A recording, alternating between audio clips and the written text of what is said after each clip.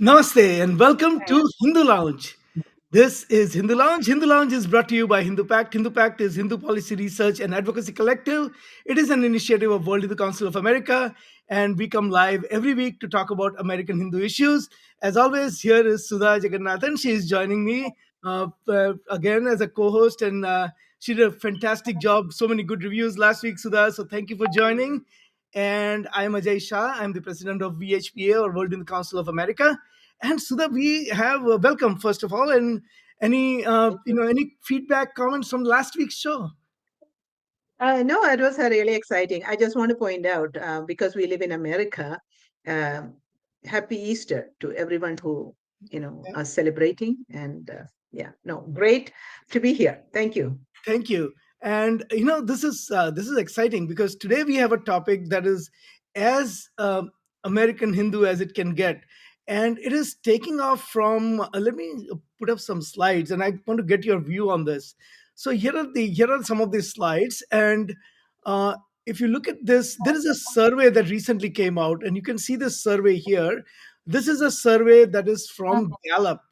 And this survey, actually, if you can look at it, it is the survey that came out just about a week ago, Sudha, and it is Mhm. about the frequency of people going to their religious congregation places. It may be, U.S. It's all U.S. adults, that either Protestants or Catholics or Judaism or Orthodox or Southern Baptists, and they also included, obviously, the atheists, but also Buddhists and Hindus and people from dharmic faith.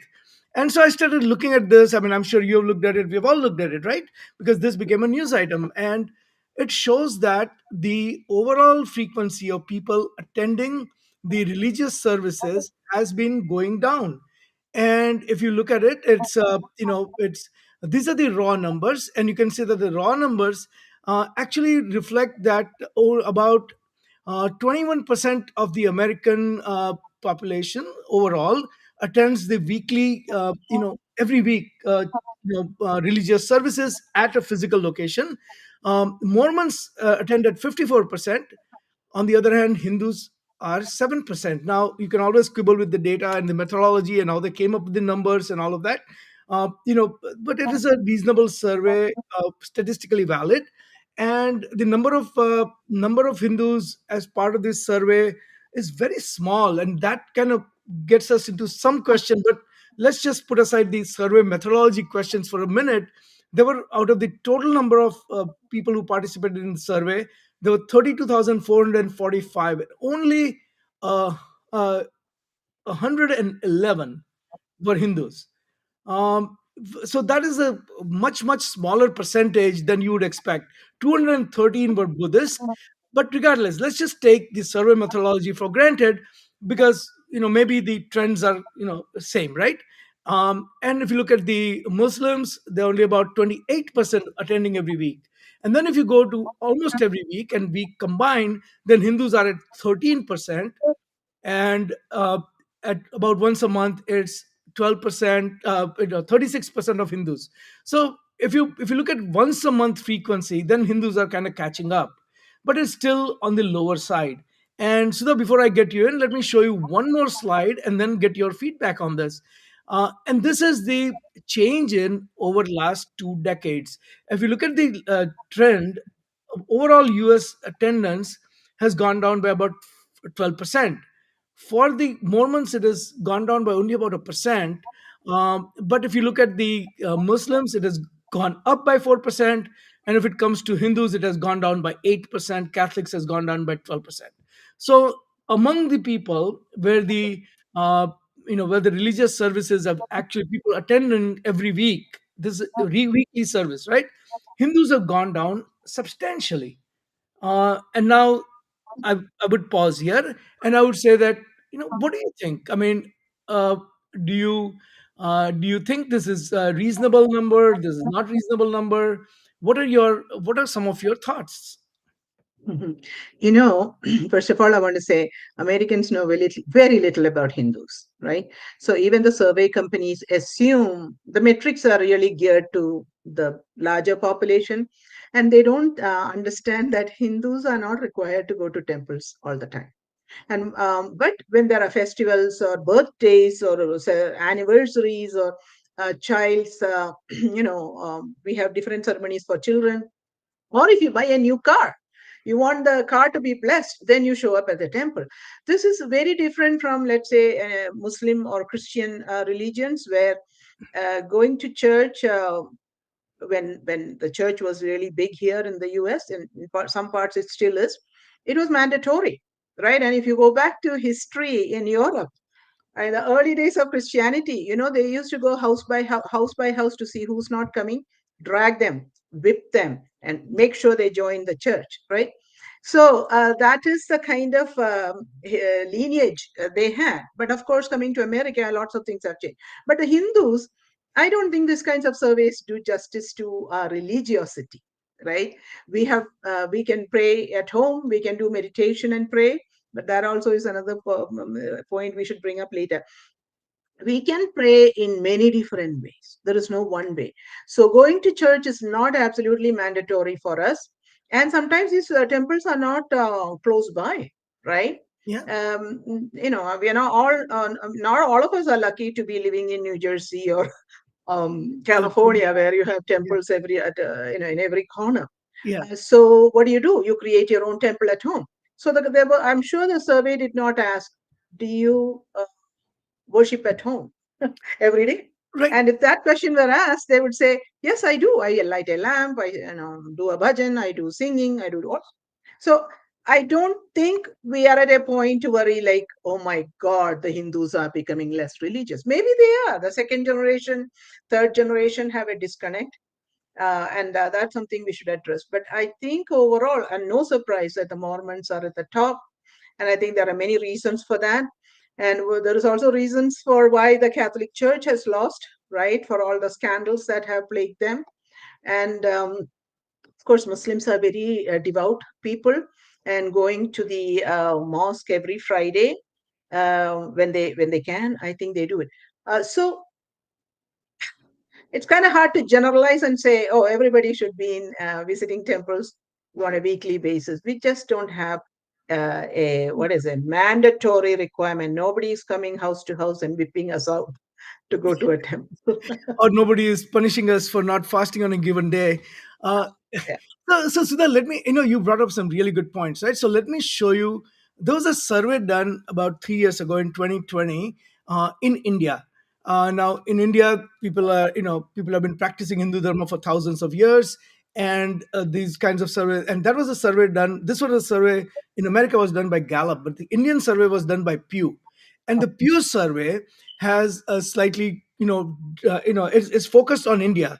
So I think it may be it's a good yardstick to actually compare and contrast where American Hindu Dharma is compared to where Hindu Dharma as it is practiced in India contemporaneously. So let me show you that and see what you think about that. So here is the let me make this bigger and a full screen so everyone can see it. So this is the and go to the right slide. So this is the Carnegie, and before I go there, here is another survey that was actually done in US and published in 2021. We have analyzed this survey on HinduLounge. This is the Carnegie Endowment Survey that was done in 2020, and this also kind of actually measures the attendance at the religious services by religious identity.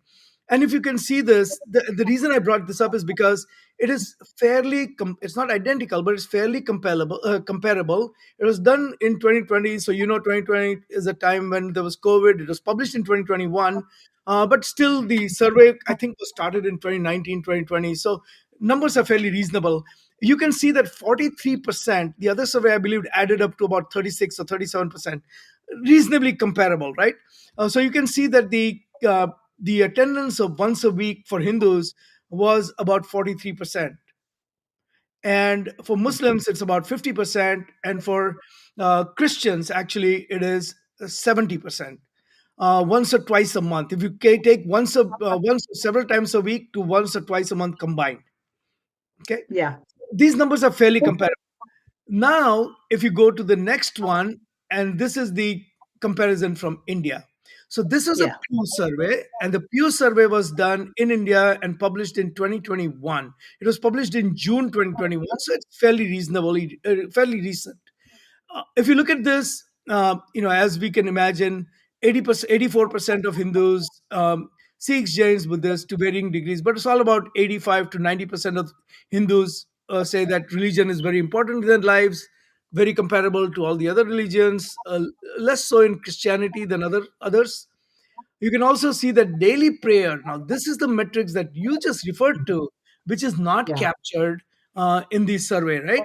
Uh, Almost 60% of the Hindus pray every daily, right? So Yeah. even though they go to Mandir, they don't go to Mandir, it is 60%. And surprisingly, I mean, if you look at the um, numbers, actually people in Northeast are actually even more religious than people in other parts of India, which I would have expected, different. So 71% of Northeast, whereas only 37% of the South, people do prayers every day. Uh, Oh, and that is not a surprise, but finish what you're thinking. no, Yeah. I was just going to point out that uh, most Jains, Hindus, and Buddhists in India perform regular pujas, and that is another metrics that is actually not captured in the recent Reuters survey. Please go ahead. Yeah, no, the Northeast is not surprising because if you know, in the Northeast states, the 8 states there, most of them have been converted to Christianity, and so when people are convert as into religions and they're new converts, their religious fervor is very high, right? So it's not a surprise that Northeast, the daily prayer happens at a more regular frequency than in other parts of India. So that being said, I want to say Northeast, even though they are Christians, we also mentioned it last time. They are also, you have to say, syncretic Christianity because they also practice their own old Hindu and their tribal ways of worshiping. It's a combination. So that makes sense. And then of course, it's a fairly, except for the South, it's a fairly reasonable percentage of daily prayers, right? North, Central, East, and West. I'm surprised the South is half of the rest of the country in terms of daily prayers. But I mean, there could be many reasons for it. But also, like you said, the daily puja. Daily puja is a big thing. People can do it at home, and we already mentioned that there is no requirement that we go somewhere to do it, but we do it at home. Yeah. Yeah. And then if you look a little bit further, most like we always say that not just the puja but the overall ritual, how ritualistics are Hindu, and the Indian survey say that most of the Hindus and Jains have actually tulsi or holy basil at home, and that also is another way of expressing your faith.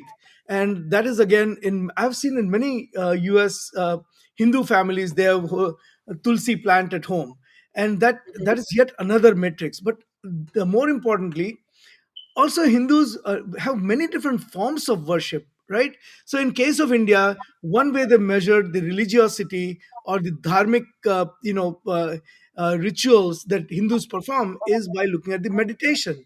And a lot of Hindus in America, for example, may just meditate daily, and that may be their religious practice, or they may do weekly meditations, or they may go for meditation retreats, and that may be their way of expressing their faith, or they're immersing themselves in faith. In India, a good chunk of people, for example, if you look at 30 this particular on the one on the right hand side, my right, you can see that 32% of Hindus, and actually, if you perform meditation every single day, and if you look at daily plus weekly combined, we are approaching almost 50%, right? Yeah. Uh, Yeah. yeah, 47%. So almost 50% do weekly meditation, daily or weekly meditation. And that number is higher among Jains, not so much for Buddhists, which is surprising, but even among Sikhs, that number is actually 57%. So in dharmic traditions, meditation is central, and that is another metrics that the Reuters survey of just going physically to a mandir does not capture. Thoughts? Yeah, yeah, that is actually very, very true. I was also surprised that Muslims meditate, and of course Christians meditation. Yeah, I'm not sure exactly how that is part of the practice, part of their religious practice, but it's nice to see they meditate. I just want to bring up something about the Hindu meditation and why that is. We claim that to be a religious practice. I don't know if you saw there's a video now of a young Hindu American who married interfaith. And then after two children, they split up, and then they had to go to court for some child custody issue. Right. And the judge I've in seen that it. Yeah. case said meditation is not my Hinduism is a cult, and meditation is just for relaxation and not for religious purposes. So Oh, all that points out is that understanding of Hinduism is extremely low in the United States. Only 1 in 5 Americans know a Hindu. So we have a lot of work to do there. But correct. in India, yeah, it is very much accepted that you can be a Hindu and meditate in many, many different ways. The Tulasi plant, I know it's such a holy thing for us. And we also have Tulasi Kalyanam, right, with Mahavishnu. And so we celebrate Tulasi in many, many different ways. Just to give you an interesting fact, I went to Ecuador and I went to the Amazon rainforest and found a shaman. And in his yard, like on a pedestal, he had a tulsi plant. Hmm? Wow. And he also had a turmeric plant in his, in his because it's all medicinal. But the tulsi plant on a pedestal in the front, in the middle of his courtyard, I was a little bit taken up. Yeah, Yeah, nice almost to in the see. scene of a Hindi movie or a Indian movie, right? From Yeah. a in where they show a village scene and there's a house with a Yeah. foyer, and right in the middle of that there is a tulsi plant. In Kerala, of course, all Hindu families used to have this, right? And in particularly in Kerala, I don't know if you have seen that Naliketta, the open courtyard in the middle. Sometimes they have a pedestal in there with the Tulasi plant. Uh, So I think, again, that is another way of practicing our own faith and religion. And we used to light a lamp there at the Tulasi, at dawn and dusk. That was a very important ritual for us. Things have changed, but I'm glad that Hindus are practicing meditation. And let me tell you one more thing. As Hindus are realizing that meditation is becoming popular in the West, they want to follow, which is good. Hey, that's one thing we should be aping the West, right? exactly. Our own meditation and yoga. So, Yeah, I mean, any way you get into celebrating your Hindu past and benefiting yourself, always welcome. yeah. Here is another one, and this is other metrics that is not captured. And for a lot of Hindus, even while they are working right at home, or they're doing maybe doing dishes, maybe cooking, maybe cleaning the house, maybe just walking around and exercising, they're listening to bhajans. They're doing some people are just dancing. And for Hindus, that is yet another way of worship that is done at individual level, and that is another metrics that never gets captured when people think of worshiping x number of times a day or going to a religious place once a week or things like that. For a Hindu, singing bhajans while they're doing some chore is a perfectly reasonable way of worship. And if you look at the Pew survey in India, it captures this particular metrics really well, because you can see that a lot of Hindus consider singing and dancing as devotional singing, devotional dancing as form of worship, and that number is significant. 57% of Hindus sing. Yeah. So the bhajans, the kirtan part of it is extremely relevant to our lives. Uh, Again, I have to say life has changed. But when my kids were young, I used to, in the every evening after school, around dusk, I would have the kids down there in a little prayer altar and light the lamp, and we would sing some bhajans. So that was part of, part of our daily routine, even in the United States. And I remember once first time I think I went back to India. We were talking about this, and I said I like the lamb, and they were like, "Wow, you are in America. You still do this?" It's like, yes, I'm in America, but I'm still a Hindu, right? So the thing about budgets is also that I've heard that in New York, non-Hindus join the kirtan sessions because they find it very relaxing. So everything we do, our prayers, our singing and dancing, all of that, uh, really impacts our mental and physical well-being. Right, that's what it's geared to. Of course, other faiths also have it. One thing about dance, I want to say, or even learning um, classical music in India, we start with a prayer. That is a way of worshiping. We always start with a prayer before you start your lesson. And then when you are actually giving performances, there's always an idol of Ganapati there. And we actually do a puja to the Ganapati before doing the formal performance. So I mean, the way we relate to our our God, if we want to say, or our faith, is in so many thousands of ways, right? Whereas going to a mosque and going to a church or something becomes important to them. And also with the Sikhs, the langar, right? Very Yeah. big for them. But that's true for Hindus too. Um, we do Annadan. We do in all the temples of India, we do Annadan. And the Annadan has become a huge way of even celebrating birthdays. And I think it's so good to do an Annadan in a temple or in an orphanage versus buying a cake and blowing out the candles and spraying bacteria on the cake before you eat it. And we should actually be celebrating more. So that is a point I just want to say. Doing seva is so much And that seva is part another of, form of worship, right? For us, yeah, whether you go to a yeah, mandir and do a puja, or where you perform seva selflessly, not for any yeah. gains, is also a form of worship. Yes. Yeah. Like the Bab's temple construction. I've read that so many,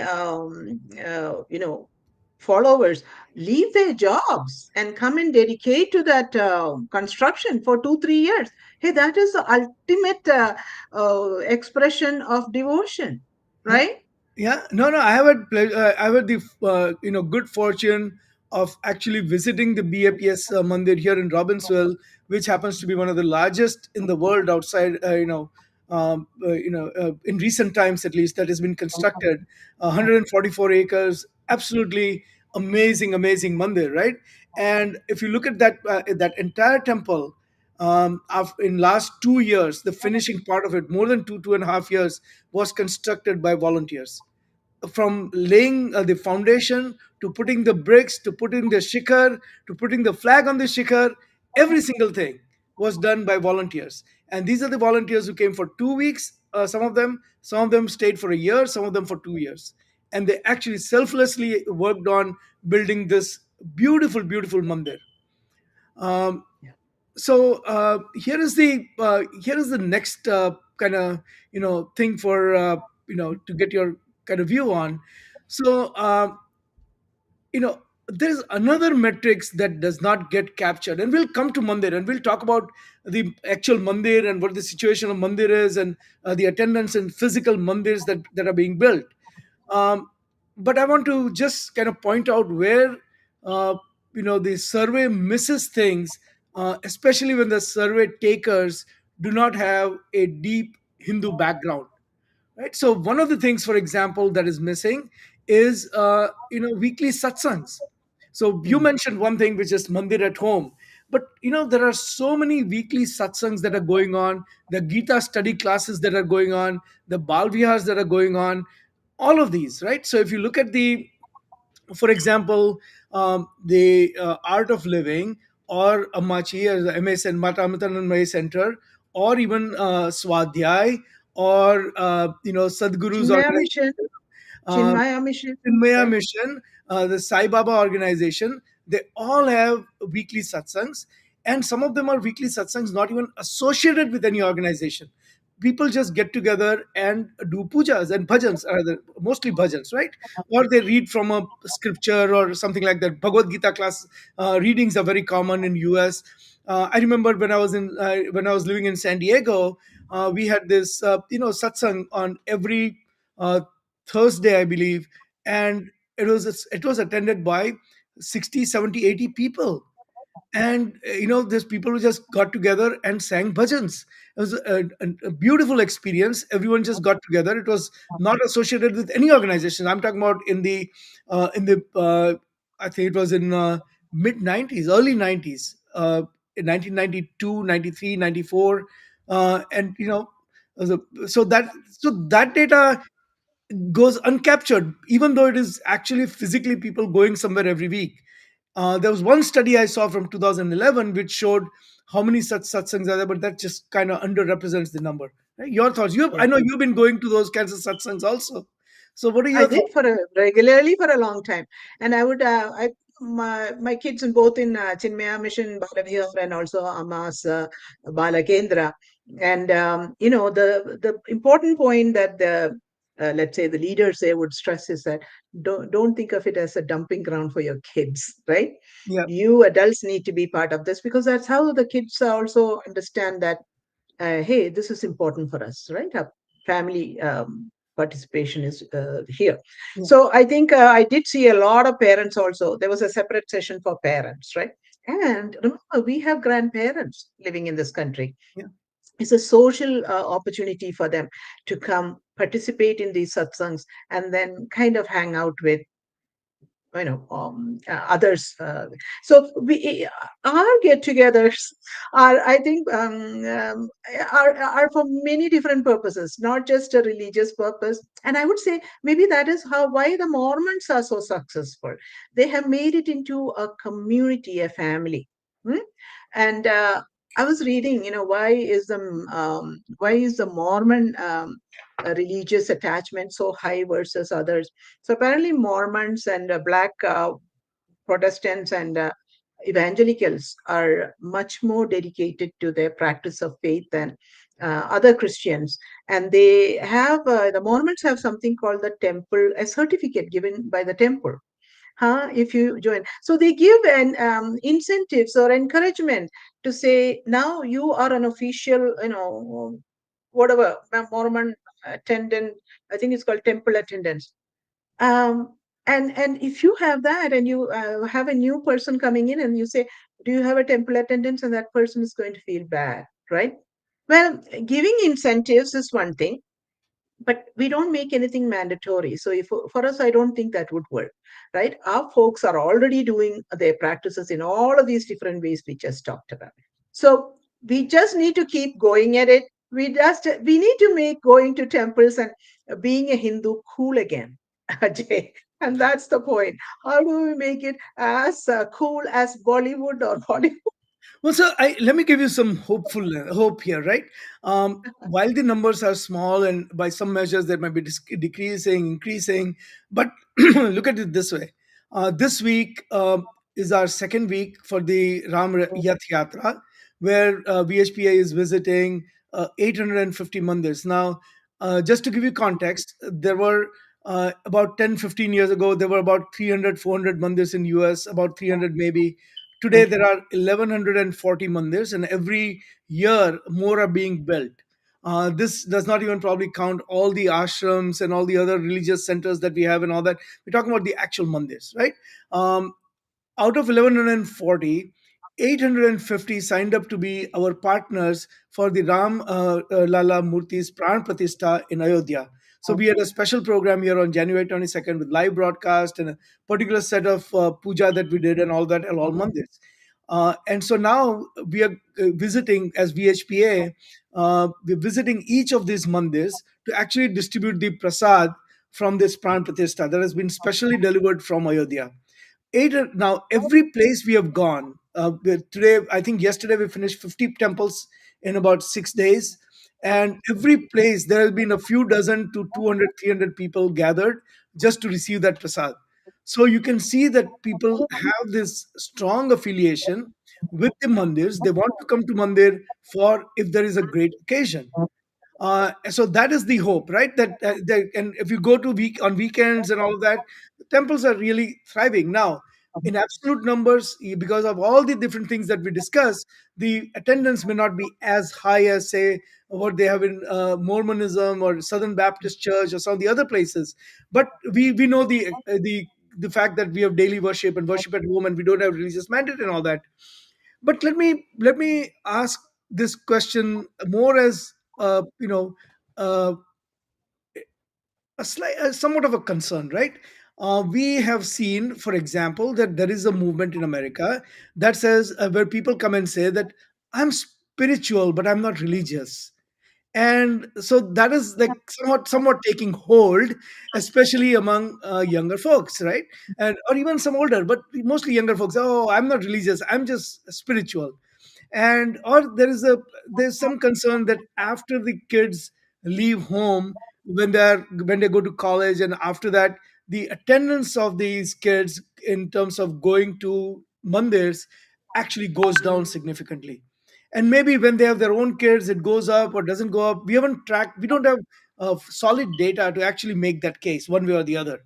But there is at least a concern that temples are still kind of managed by the old guard, and there are not as many younger people managing the temples, getting involved in temple affairs and things like that.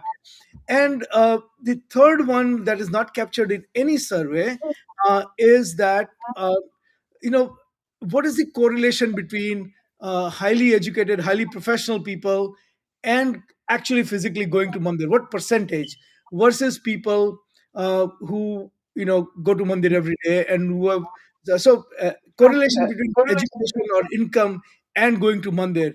Now we can all find anecdotal evidence of people going to mandir, not going to mandir, of different strata, but there's no real scientific study to show that. So I propose these as some of the reasons why it may seem like the attendance is going down, but I'd like to hear your view. The spiritual, but not religious. I want to just say that did not help the defendant in the Cisco case. Okay. He, in every public interview, he said he's spiritual but not religious. Okay, all right. In America, that's not a, you don't get a pass with that.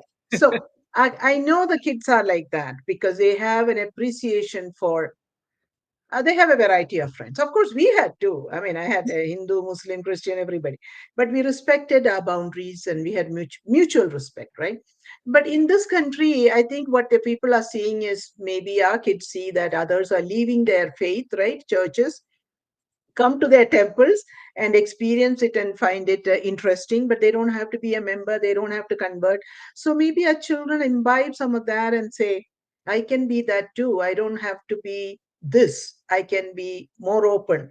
They don't understand Hinduism is inherently open and liberal, right? I don't think we speak enough of it, because I also found that most of the people leaving the churches today are Democrats, Yeah, liberals. So, so there is a little bit of a conflict, I think, within our children. How much religion should be part of me, versus isn't it better for me to be spiritual, right? right. So, some of it is that, but in India, I believe it's different. As economic improvements are happening, people are becoming more religious, right? I mean, you know that the Ambanis have built so many temples, and religion is extremely important to them, right? And the religious values that go with it. We saw some videos of the Ambani bridegroom, to be bridegroom, has an animal shelter. He thinks very much about nature and environment. So as people are getting, and these are, the thing about media is that this is being watched by everybody. Hmm? Right. So people can say, I have to be religious. My religion, Hinduism, allows me to worship the rivers and the trees and the sacred forests and all that. I should keep that. I think we should make it a little cooler to do that, right? Yep. In the United States too, I think, I know that, for NRI kids, there are opportunities to visit India, right? Yep. And go and experience. I think that might be one way for them to see how you can experience and be religious, and not carry a little Ganesha all the time. Nobody says you have to do it, but you can be a part of a cause like saving environment or the Yep. conservancy. So, the excellent, programs excellent going on points. of animals and all that. So the spirituality versus religion, I think it can be misleading. That's all I'm saying. And I'll tell you one example. I, of course, visited an ashram in San Ramon, and when I first started to meet the Caucasians and non-Indians, I would say Caucasian, Black Americans, etc. I would talk to them and say, "How did you meet this guru? And what made you be part of this?" And they said, "We grew up in the Midwest, and there all we learned was this is the only way to God, right? That through the church. But when they come to San Francisco or New York, they see, my goodness, there are many ways to do it, and in some ways I like this particular way, right? Versus the one way. I get to do selfless seva, I get to do meditation, I get a special mantra, right? Which I have to say the Christians are also now starting to copy, right? Particularly in India, to act like they are very much like the Hindu thing, the mantra business and the japa and all that. So, what I'm saying is that, but that doesn't mean all Christians in America want that. Hmm? There is a segment to whom this particular way of being religious wants. Appeals to them. Yeah. Same for Hindus. Yeah, so Hindus can practice their own religion in many, many different ways. So, I, so this is a more of a thought-provoking question, right? And the question is that, because of the demography of Hindus in America, whether they're, the level of education or money, or the way the immigration pattern is, in terms of the waves of people coming in immigrate and to US, for specifically to build their career, their new immigrants and all of that. um, what is the what do we do as a community to kind of bring the feeling of, I want to go to Mandir, even if it's not once a week. Let's say it's not once a week, but distances are large, and for this larger country, America is 3 times bigger than India, and the Hindu population, in some states, even though you may say that, well, in New Jersey there are so many Hindus, right? But New Jersey, even after all that, is about 6% Hindus, maybe 7% Hindus. It's not very large population. It's a very small state, but the population is not that high. In California, probably has the most Hindus, uh, but California is such a large state. Texas has a lot of Hindus. It's such a large state, right? So there are distances, there are other constraints. So, but what do we as a community? What can we do to bring up this? The Sanskrit word would be bhavana, uh, within ourselves, that people feel like, I want to go to mandir, if not once a week, once a month, once in 2 weeks. What do we need to do as a community? This is something I have thought of for a long time. And one of my ideas was a lot of Hindu students come to universities and they don't have transportation.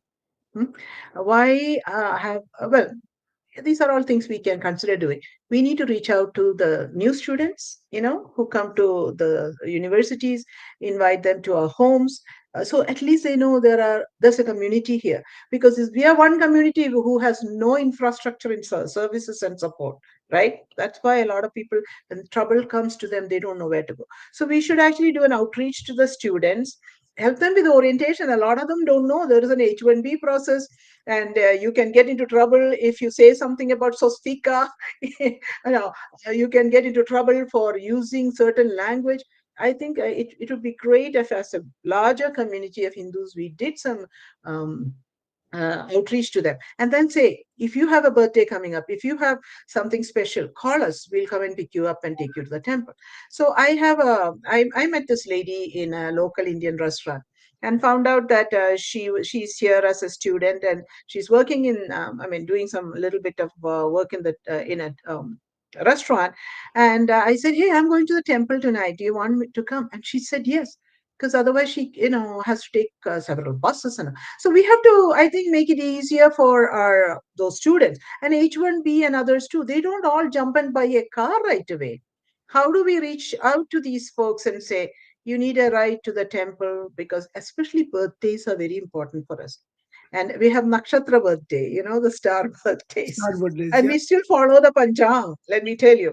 So those days, I think we have to say, hey, we are happy. Give us a call. Here's a call. maybe I need to talk about like a Hindu helpline, something.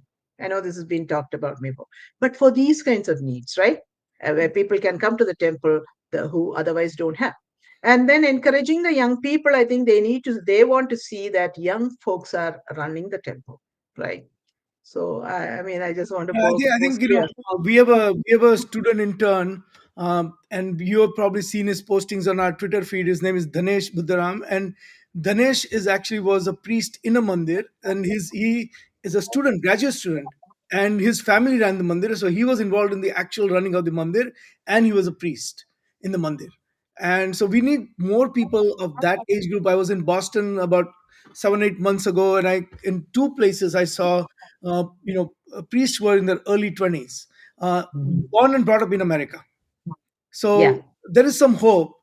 We Let's hope that we can nurture this feeling and make it real profession for people to go into. I know. How about highlighting them? I mean, of course, Yeah, I see a few here and there, but if you were to bring some on and ask them to talk about their yeah, journeys, right, absolutely. That's and what makes them choose that path, and I know a lot of Muslims in this country who immigrants do send their children to become, Islamic scholars, yeah, right? I yeah, mean, at UCLA, we saw there's a Sharia professor who's now spewing a lot of hate at us. I just want to say, but but the families believe, and with the child, with whatever the young person deciding that is a career they want to choose, it is a career choice, and they get paid very well. Well, we Hindus have to make sure those career choices are well paid. And temples too. We need, like I think we have talked about this before. We need Harvard and Stanford MBAs brought in to run our temples, without without messing around with our dharma. Okay, these have to be yeah, dharmic people, and they have to join, and we pay them $1 million. Let's make it a moonshot. Let's make it a startup, opportunity. yeah. No, this has to be a real profession where people feel enticed to go into. They have a calling for it, but it also lets them make a life career choice. So that before we close out this topic, any final thoughts? No, I think this is a very important conversation about encouraging Hindus to continue practicing in however which way, but also come in and support the temples. And particularly important because we are seeing a lot of temple attacks. And we don't want these temples to be isolated. We don't want these temple devotees to be feeling like, oh my God, we don't have anybody. When things like that happen, let us show up in those temples and show that we are standing with the community that considers these places of worship as important, and we are exercising our right to freedom of religion in this country. And we also bring in law enforcement, bring the law enforcement into the temple to attend a function, right? I Let them know see this is a really important practices. point. Yeah, yeah. Please go ahead, finish it. Yeah. No, that's basically it. Be involved, be engaged, support our institutions here. So this is the reason I'm so glad you brought this up, and I was just going to say the same thing. So I'm glad that we are thinking along the same lines. We In last couple of years we have this initiative called Hindu Mandir. It used to be called Hindu Mandir Executives Conference (HMEC). That initiative has now been rebranded to Hindu Mandir Empowerment Council. And one of the things that change in direction, because the temples have evolved over the last 20 years, and now temples are more, the initially what the temples needed in terms of support in building new temples and running the temples and all that. I think there's a lot of inherent expertise now within the temple boards and within the community that temple supports to do that. What the next step in this HMEC evolution is to make mandirs, to help mandirs become the center of the community, not just the center of spirituality for Hindus, but actually make them a center for community. So, for example, can a mandir become a center for say there are disasters, and federal government actually gives grants for this. There's a disaster and you need a shelter. Mandir can be that shelter. If you need a food kitchen, a mandir can serve as a food kitchen. If you need to hold a medical camp, Mandir can do that. If you want to hold a voter registration, Mandir can do that. If you want to have a polling booth, a Mandir can be that. So the entire community around the Mandir feels like if there is a community need, then the first place they want to actually go to is a Mandir. And I I think, like it. I think you. I think it's a great project, and I hope you convince the temples to step up to that. Because when we say, signing up for voting registration, they'll say, "Oh, I am 501(c)(3). I am afraid." We have a lot of education of these administrators to happen.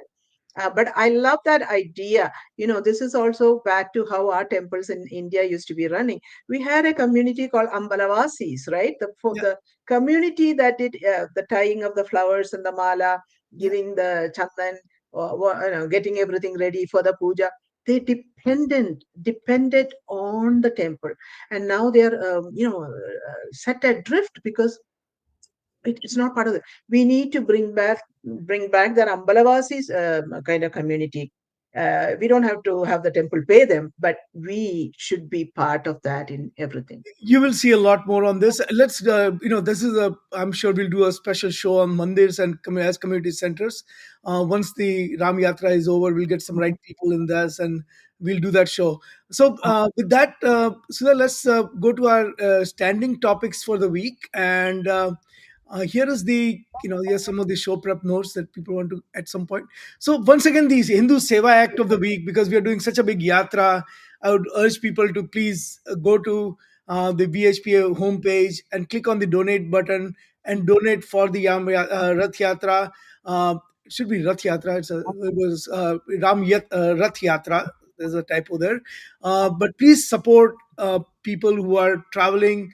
We've already traveled 3,000 miles in 8 days. So we initially said 8,000. I think we're going to be over 10,000, 12,000 miles by the time this whole thing is over. And we have not even reached Florida and Texas and California. They're some of the larger states. So it's going to be a long journey, and we can really use your help. It's a yatra to deliver prasad from the Ram Janmabhoomi Mandir Pran Pratishtha or consecration, and we'll deliver the prasad and the akshat. So please support that. The next regular segment is, and I don't have a slide for it, but I'll just talk to it. While we are talking about Mandir, I saw that Oxford in England had a first Hindu Mandir that was inaugurated this week. So as we are speaking, not just in US but around the world, more mandirs are coming up. I have one more great news which I'll probably just share or maybe keep it for next time. But there is and I'll leave it as a guessing game for everyone and people can look it up. One of the original, most auspicious mandirs in Kashmir is going to be rebuilt, and we'll leave it as a quiz. If someone wants to type it up in the chat, they can do that. But otherwise, we'll bring that up in next week's show. So there'll be somewhat of a cliffhanger for people who want to join next week. You can always do a Google search, but we'll bring it up next week, right? So mandirs coming up everywhere. It's good news for Hindus. Mandirs are, important to Hindu lives. A lot of them were destroyed, but this Kashmir mandir, when I read about it, I was so pleased. And of course, the mandir in Oxford for this week. And finally, Sudha, your thoughts on the Yeah. Hindu hater of the week. Huh? It's coming right here. So there was this accident at the in Baltimore, Baltimore the Queen Bridge. Bridge, Yeah. and a large ship, a barge kind of ship, going, carrying a cargo, collided with the support beam of the bridge and brought the support pillar of the bridge and brought the bridge down. And it happened that the crew members were all Hindus. They were or all Indians. We don't know if they were Hindus or not. How many were Hindus? And there were 21 of them.